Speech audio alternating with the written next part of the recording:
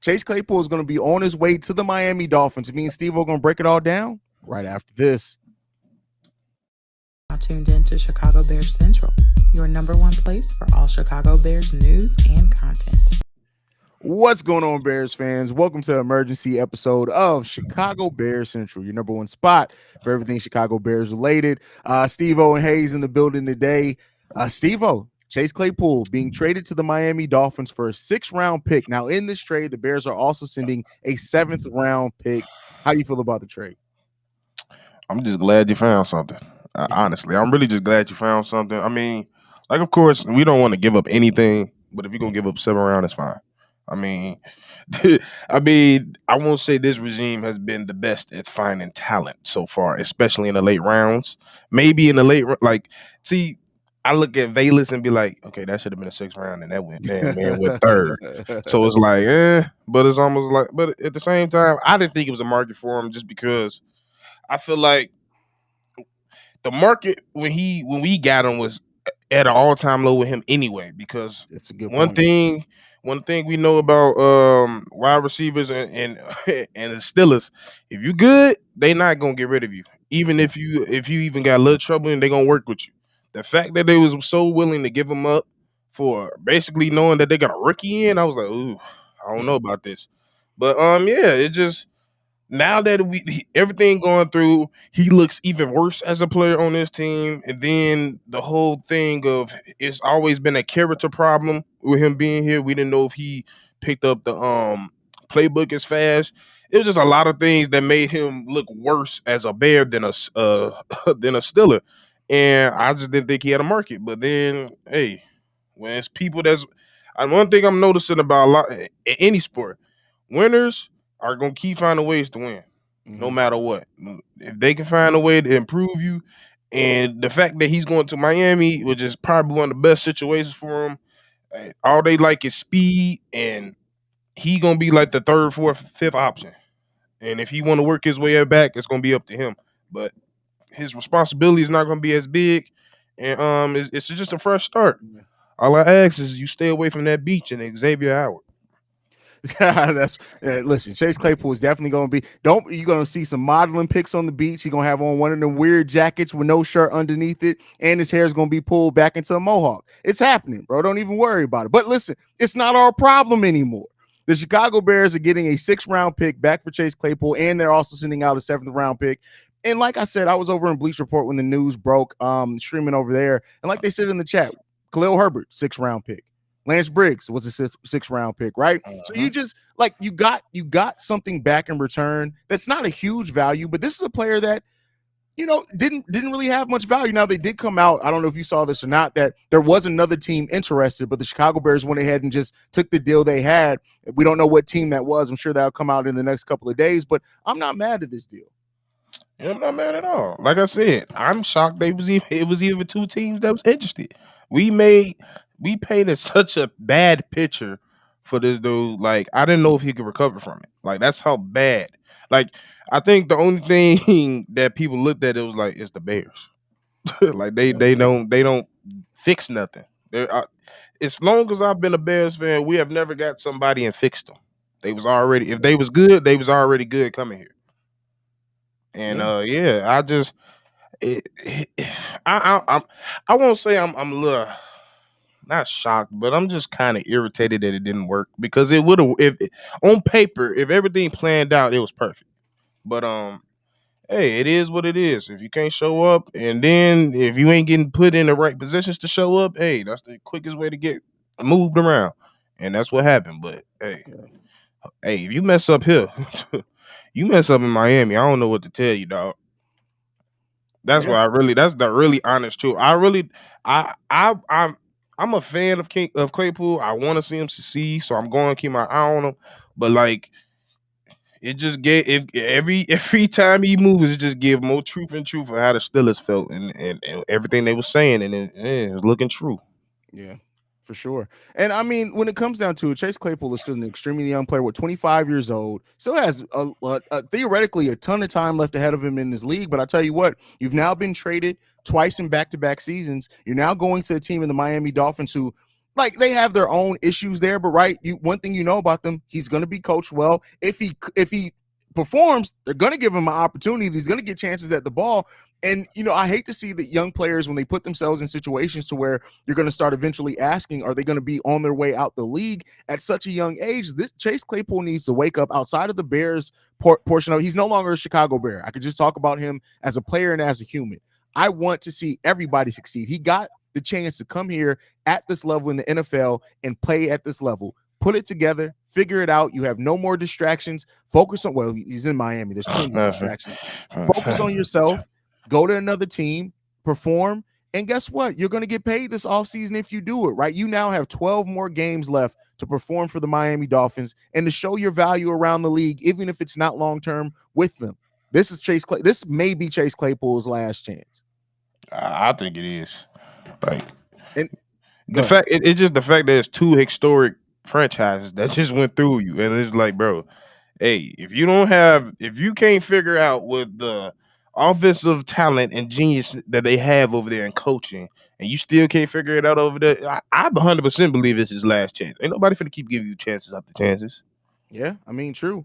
And I mean, when it comes down to it as well, like, and then this comment from Carlos or whatever, all he did was tell the truth. That's not all he did. And see, that's the thing that I hate when people do is like they focus, they think he wasn't cut just because of his comments. He was cut because of his performance. Go back and look. His performance on the field was trash. It was ass cheeks. Now, both can be true. The coaching staff didn't help him. But his personal performance was ass cheeks. When you are 6'4", 200 and almost 40 pounds, and you getting pushed over by people who weigh 40 pounds less than you, you're not giving effort. That just is what it is. Simple as that. Like, bro, there are so many times where people like even like former players talk about him, like, bro, do this dude realize how physical specimen that he really is? Like, exactly. It's some wide receivers that would kill for his size, and they don't have it. And there is dudes twice his size that's out here balling. Like, there is no reason Zay Flowers should be better than you from a physical standpoint.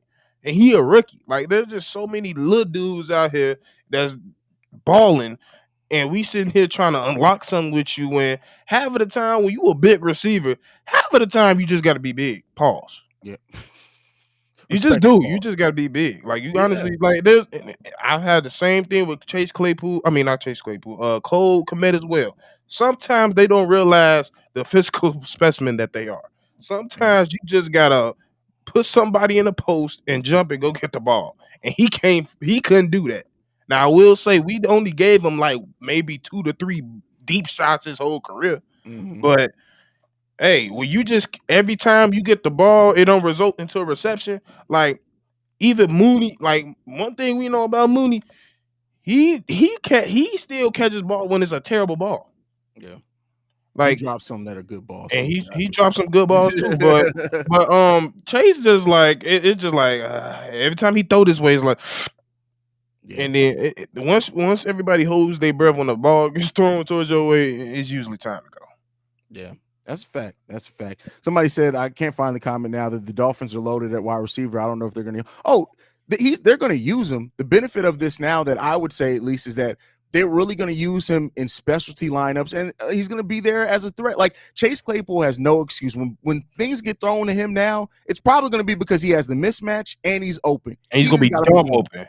Yeah. That's the funny thing. With this offense, he's going to be more open than he's probably ever been in his life. So, like, I say one or two things are gonna happen. He gonna kill, or it's almost gonna be like when a player has a wide open three. It's just a little too open. And he's bringing something. He's bringing something that Miami doesn't have. All three of their starting wide receivers are all 5'10" and below. All little. And I don't mean that as a slight, because they're getting it done, right? But like, you're now bringing in a 6'4" threat that could theoretically take the top off the defense. He's bringing something they don't really have with the rest of that wide receiver core. So yeah, like there's no the one thing that I wanted Chase Claypool to do, because like I said, when you're a big body like that, you just kind of you don't have to always throw a perfect ball. Yeah. With Tua, sometimes he just has to throw a perfect ball with them because they have their size. Like, they're the same size as corners, and corners are sometimes just as fast as some of the wide receivers they have. And they be right on it, so it got to be a perfect ball. when you have a 6'4" dude, half the time be like, just throw it and he'll go get it.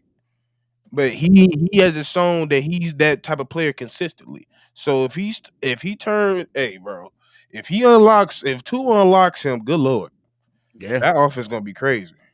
we'll see, man. Like I said, I wish the best for Chase Claypool. I really Soldier do. Field said, bro, What do you he say? said his Dolphin friend called him pissed. That's funny. I That's said, funny. I damn. mean, listen, they gave up. Think about it this way: the Miami Dolphins gave up a little bit more than what we gave up for N'Keal Harry for Chase Claypool. And at least Chase Claypool has 2 seasons. His first I 2 about seasons to in the league, say, over 800 yards receiving. bro, N'Keal Harry had a better career. Oh, N'Keal Harry had a better career than Chase Claypool. Yeah, That's crazy. it's wild. You could even I vividly remember that catch he got against Green Bay. You could give me that Chase Claypool. Think about it this way, bro. Like, and again, I don't want to throw shots, but we're just talking about the reality of it. Me and you have been sitting home watching Chicago Bears football. We haven't checked into a game as far as I know. But Chase Claypool only has one more touchdown for the Chicago Bears than what we have. Bro, hand the ball off to me. I'm getting in that end zone. Yeah, it's crazy. For those that just joined, I just see somebody ask. We got a 6th round pick back for Chase Claypool. We're sending Chase Claypool and our 7th round pick to Miami for their 6th round pick. So we basically get an upgraded pick for sending away a player that kind of everybody around the league knew we were probably going to cut at some point. So Hey Nino, he said Claypool is going to the Dolphins 6 months to figure out their playbook. Hey, their playbook is nowhere near as complex as the Bears playbook. The Green listen, Bay they got scheme is super complex. Like even Aaron Rodgers has said how complex it is. It's not easy. So, but hey, man, any last thoughts All I before we got get is, up like out of I here? said, stay away from them beaches, stay away from London and them, stay away from Fashion Week. You need to be worried about your career, dog. I'm telling you, this is the last stop. This is the last stop. If you can't figure it out here, I'm telling you right now. I get what you're saying, but I guarantee you, within the next 48 hours, Chase Claypool is going to be on a beach in Miami with a half ripped Miami Dolphins jersey, taking pictures on the beach to announce that he's now a Miami Dolphin. I guarantee you. and them fans really finna be pissed off. Now we got a tall, soft modeling motherfucker on our team now. Oh man, listening to the new Drake album while he doing it, bro. It's just this all this. I've been hot since the first of my son. Ugly, bro. Yeah. Well, man, Steve, go ahead and tell them where they can follow you, bro. Me Let's at get up Stevo out Speaks here, on everything NBA Central, as rest of the Central fam. You guys can follow me at CEO Haize, CEO Haize, man. I want to make sure you guys also follow the show at Shy Bear Central. You can send us any feedback, questions, comments, concerns, ChicagoBearCentral@gmail.com. And then lastly, if you want to leave a text message and our voicemail, 773-242-9336. We about here. Chi-Town up, Bear down.